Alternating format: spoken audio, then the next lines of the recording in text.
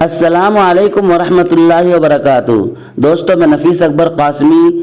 بہت سارے لوگ قبرستان میں قبر کے پاس کھڑے ہو کر ہاتھ اٹھا کر دعا کرتے ہیں۔ بہت سارے لوگ بغیر ہاتھ اٹھائے یوں ہی دعا کرتے ہیں۔ کیا صحیح ہے اور کیا غلط ہے؟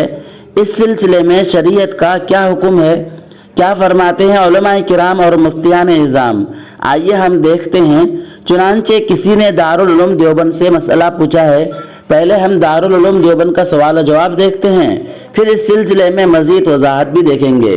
سوال: میں نے اکثر لوگوں کو قبرستان میں قبر کے سامنے ہاتھ باندھ کر قرآنی آیات اور سورہ وغیرہ پڑھتے دیکھا ہے اور وہ ہاتھ اٹھا کر دعا بھی کرتے ہیں۔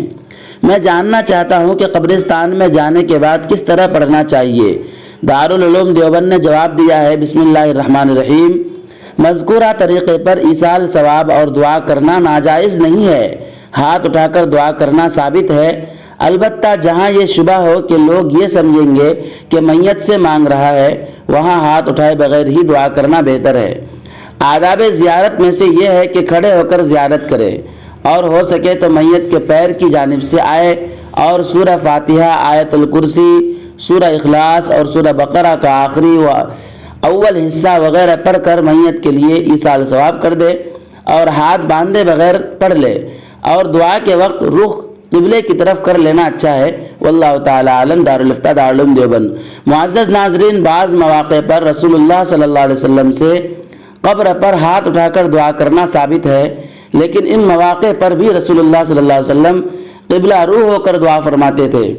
قبر کی طرف رخ کر کے دعا مانگنے میں صاحب قبر سے مانگنے کا شبہ ہو سکتا ہے، اس لیے بہتر ہے کہ قبر پر جا کر دعا کرنی ہو تو ہاتھ اٹھائے بغیر ہی دعا کر لے، اور اگر ہاتھ اٹھا کر دعا کرنی ہو تو قبلے کی طرف رخ کر کے ہاتھ اٹھا کر دعا کر لی جائے تاکہ قبر یا صاحب قبر سے مانگنے کا شبہ نہ ہو۔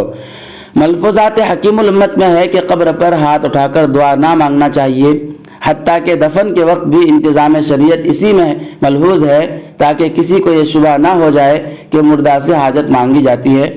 دوستو، ویڈیو کے سلسلے میں آپ کی کیا رائے ہے؟ ایک پیارا سا کمنٹ کر کے ضرور بتلائیں۔ پھر ملتے ہیں کسی نئی ویڈیو کے ساتھ۔ السلام علیکم ورحمۃ اللہ وبرکاتہ۔